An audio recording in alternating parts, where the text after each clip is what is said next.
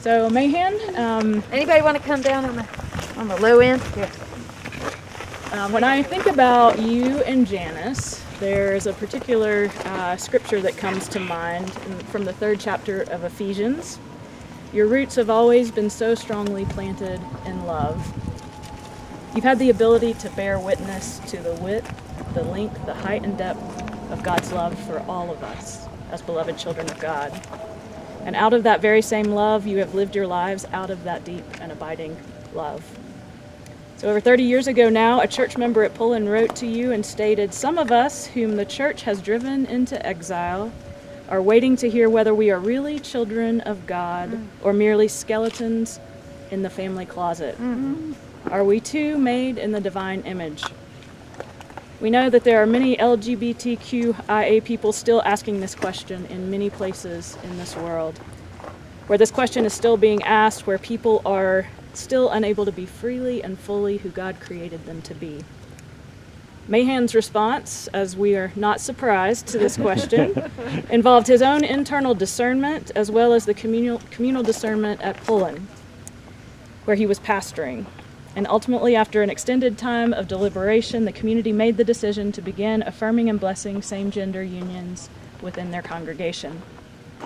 And that was a great time of rejoicing for so many people who for the first time were able to be out in their community of faith, who for the first time were hearing from a pulpit that they were two beloved children of God, just as they were, fully and completely without any exceptions.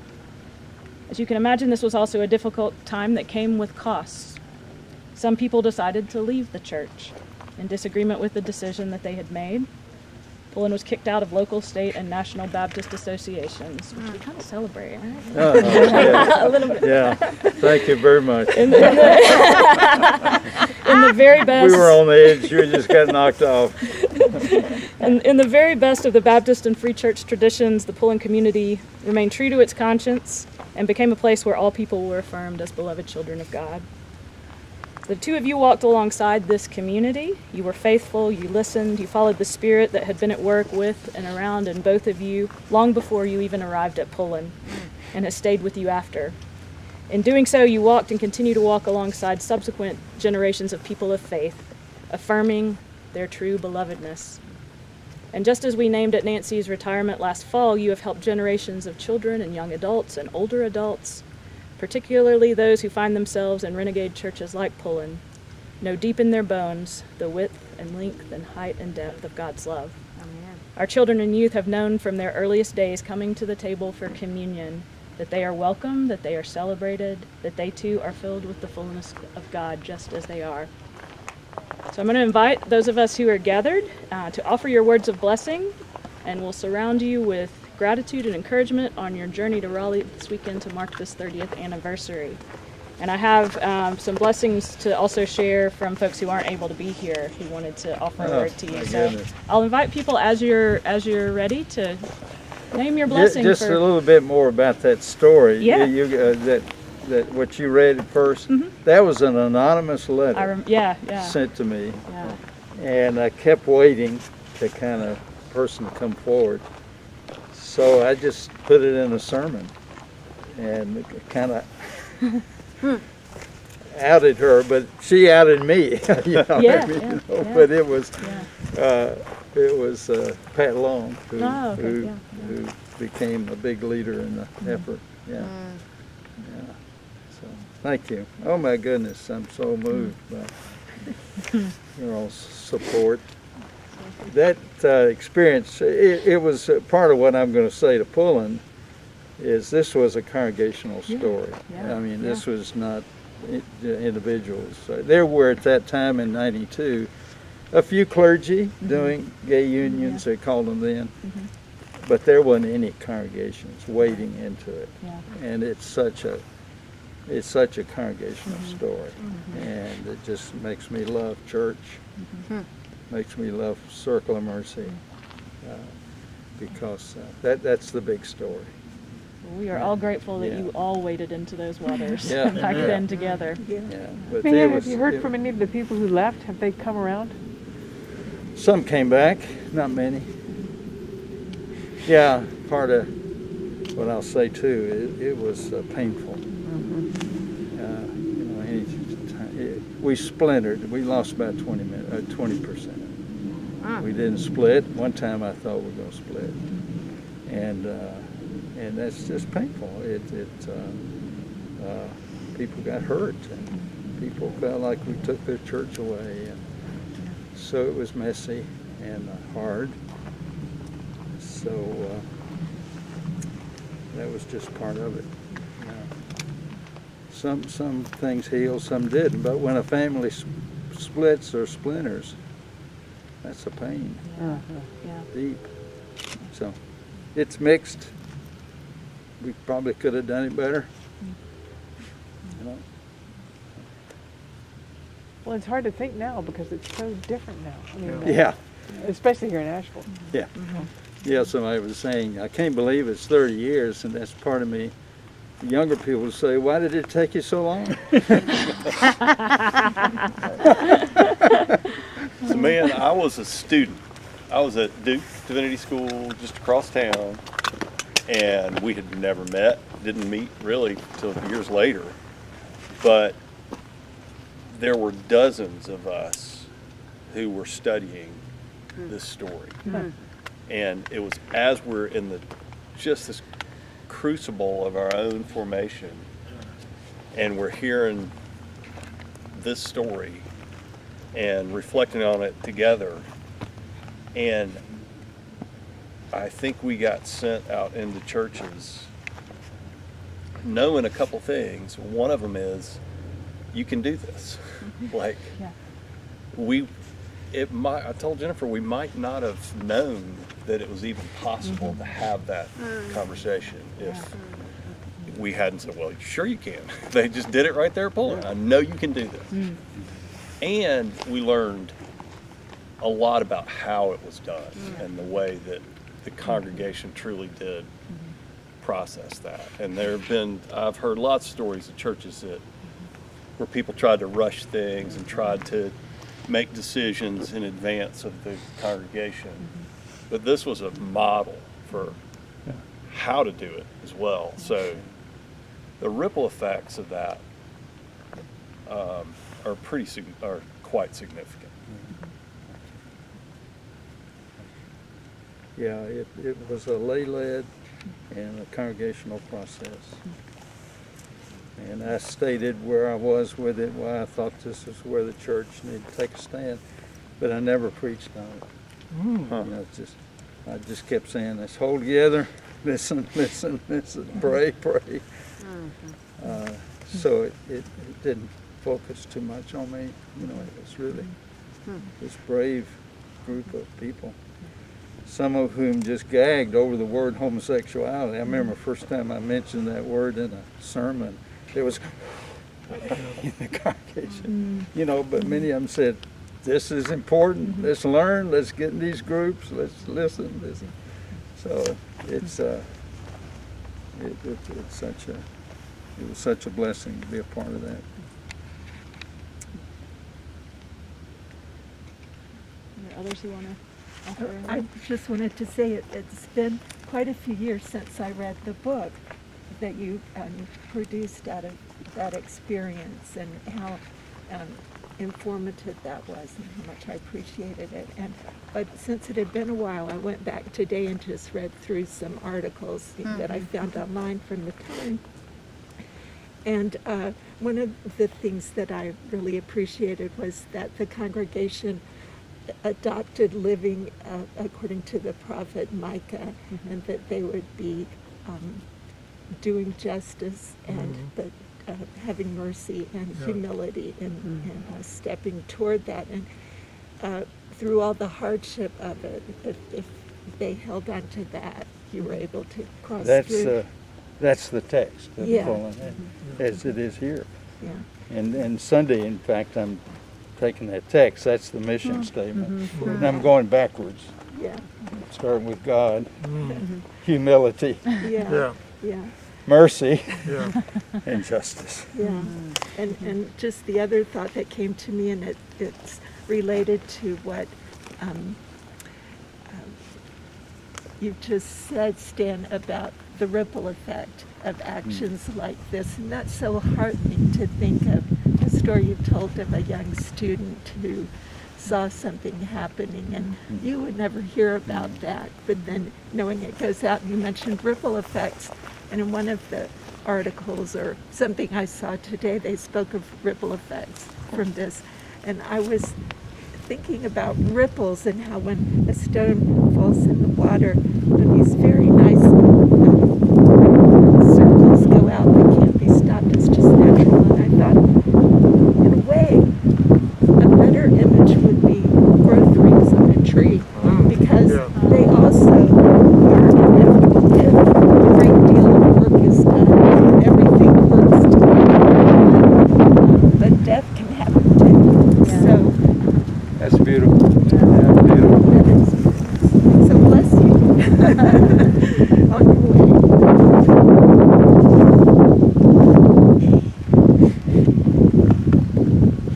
Well, Mahan, I didn't get the privilege to be at Pullen when you were there, but it is the very first church that I remember.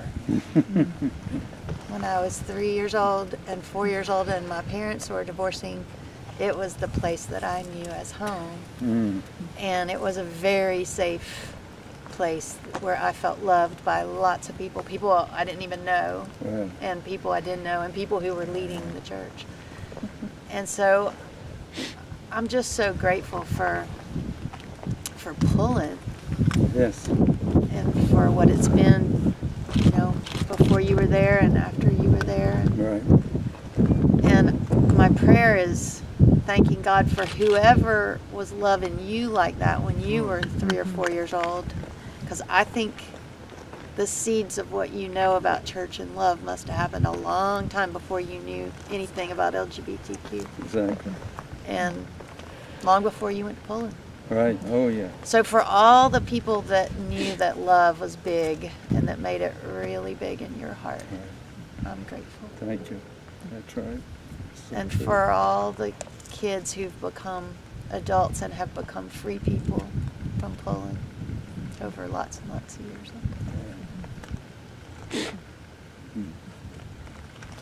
Remember my times with Bud at Pullen.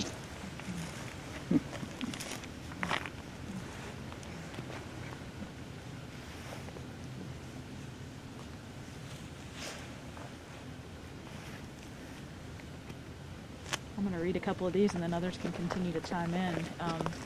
This is from Jessica. The Spirit was not messing around, that's all caps, when she decided that you, your family, and community would be the perfect people to beam this holy love conquest adventure of breaking through the barriers, constructs, and prefabricated ideas of perfect unions, and support the way forward of how God's love is limitless and expansive beyond measure. How grateful we are for your courage, passion, and renegade fire. What a moment to celebrate, honor, and bear witness to. Deep gratitude upon gratitude upon gratitude. Here's to the next generation of renegade fire masters that catch the Spirit's nudge and deepen us further into the infinite love that abounds. Oh, wow.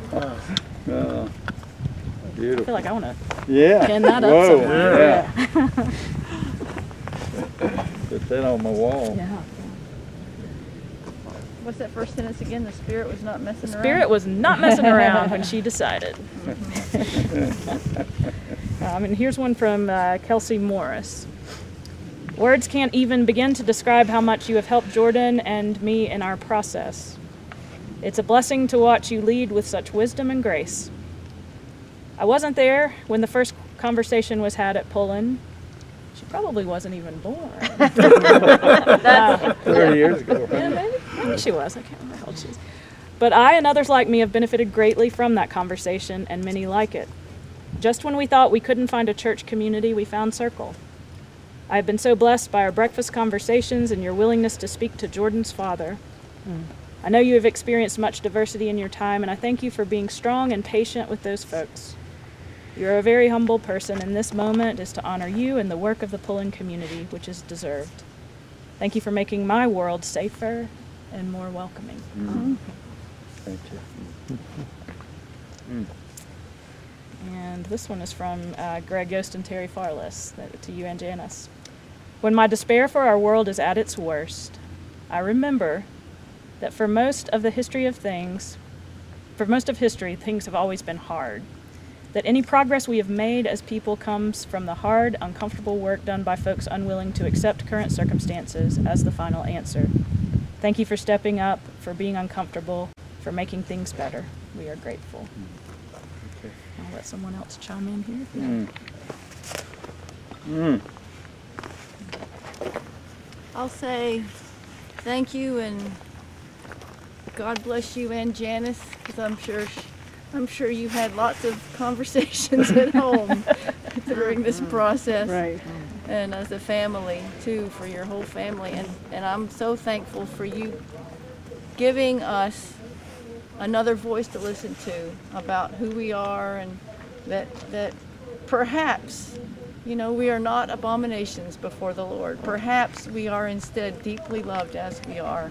And to say that out loud is a gift of grace that's beyond measure and a treasure. So sock it to them on Sunday and have fun. Have fun and just enjoy yourself.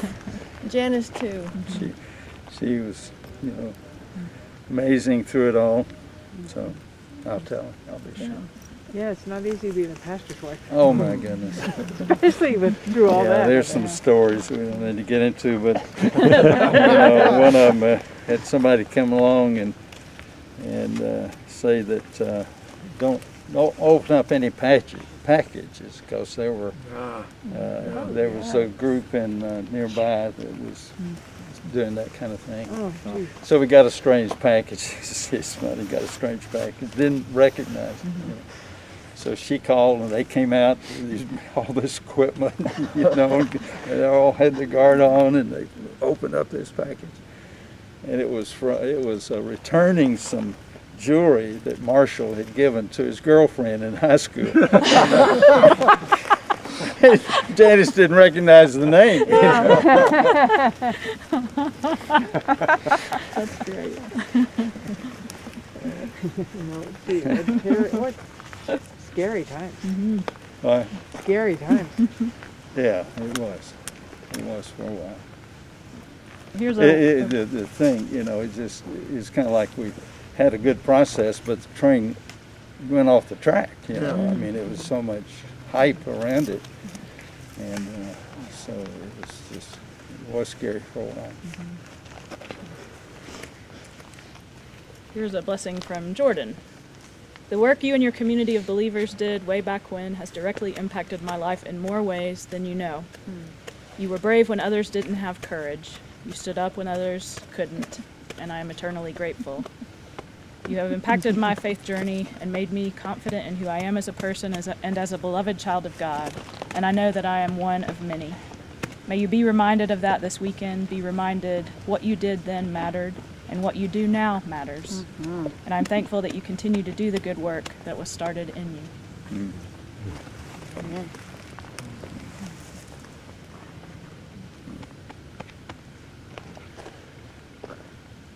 Leave some space for any others who want to offer a blessing. That's a lot of cups full, folks.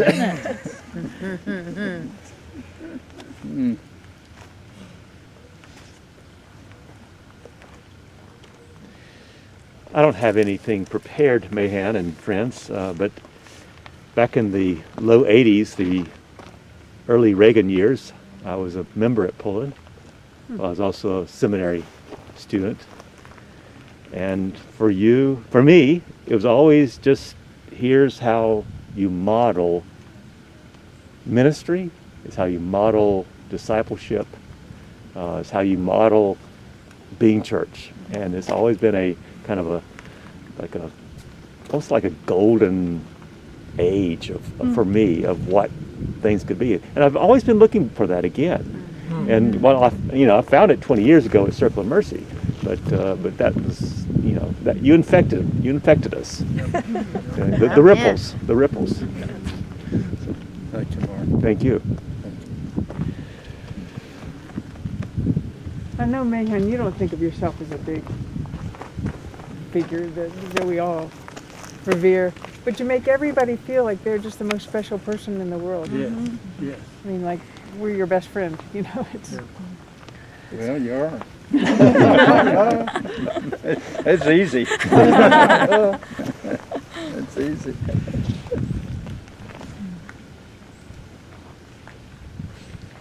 Here's a word from Joe. Thank you, Mahan and Janice, for the courage to offer your reputations and much more 30 years ago, when it was considered much less acceptable than it is today to recognize publicly, and especially with the blessing of a religious body, the privilege of marrying the one you love. And she put a little red heart there. And this is from the Iyer Akers family. Thank you for your holy troublemaking work on behalf of our LGBTQ siblings and on behalf of us all. For we all needed to move in the direction you led. Wishing we could join you in person this coming Sunday to mark this important occasion. We're grateful to be part of Circle with you, and we're grateful for your continued grace and leadership. Thank you. Another one from Beth Maska. I am grateful for your courage and love in setting a path 30 years ago. Your witness has helped others find a way to accept the LGBTQI community into the church and our families. On behalf of my trans and lesbian family members, thank you for showing us the way. And from Tamara and Michael, thank you for your work for justice 30 years ago, and thank you that you're continuing to work for justice in our world. And then the final one I have from folks who aren't able to be here is from Joyce. I wish I could be there at the farm to hug you and help bless you on your way to Raleigh, but 895 miles are a few more than I can cross today. Please know that I send my love and gratitude for your decades of compassion, courage, and faithful witness. May this journey be rich with friends and memories. Thank you, Joyce. I like the image of the free church. Yes. That's a thing right there, the free church. Gotcha. Got my back. Thank you. Whoever that is. We'll always got you. Yeah, it's a great example of polity, being in a free church. We didn't have any bishop that could step in.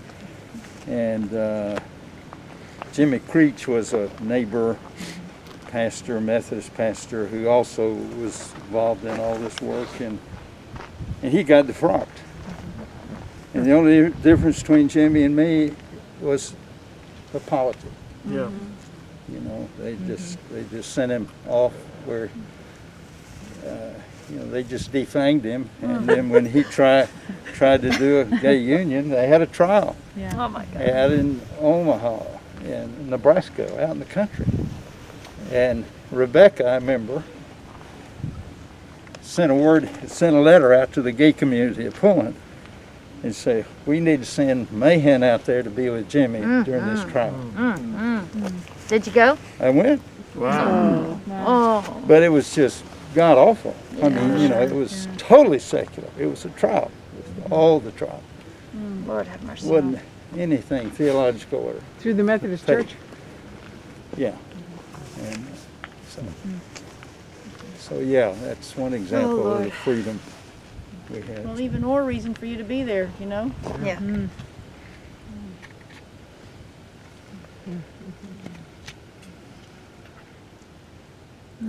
Well, I'm just overwhelmed and blessed, and In Chile. I'll take you with me, and I'll feel it, Here, here. and I'll feel it. Blessed And be. I mean,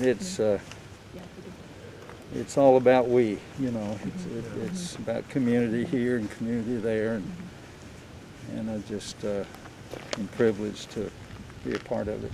And so I'm just, y'all are wonderful to do this. And, We love you, Mahan, and we I hope you feel your blessing. wrap these blessings around you as you go. Yeah. And we thought we would close with Go in Peace, if you're okay with that. Can someone else start us off? That is not. Kim, can you start it? Go in peace, go in kindness, go in love, go in grace. Leave the day behind us.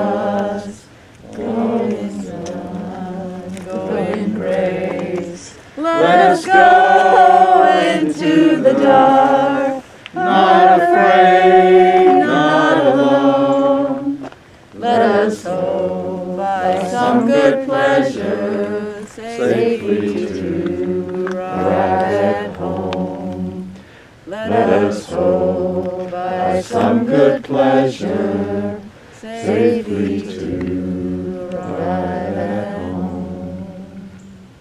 Indeed, I do not go alone. Amen. Thank you so much. Thank you all for Yep. being here and gathering around Mahan, and there are many more prayers that follow you that aren't even represented here today. So Feel it. I feel it. Feel it in my bones. I'll leave that Yeah, with you. that's So right. Yeah, Janice, you feel it in your I bones. Feel it in my bones. well, thank you for letting us come and Thank you. be with you. And Good luck to Janice. I'll give her a hug right now and try to Please Please do. to take it, Please do. Please take do. all of your energy with me. Yes. Yes, please do. Hope y'all have a good Safe evening. travel. We'd hug you if we could, but we got know, that COVID I so know. close I at feel hand it. that we're going to stay away from I feel it. Thank you all Can so I say a quick much. hi to Janice? Oh, sure. Yeah. Thank y'all so much for God be with you. coming out to the farm. You got my response. I did. Thank you so much. It was very helpful. I really appreciate it. Well, y'all been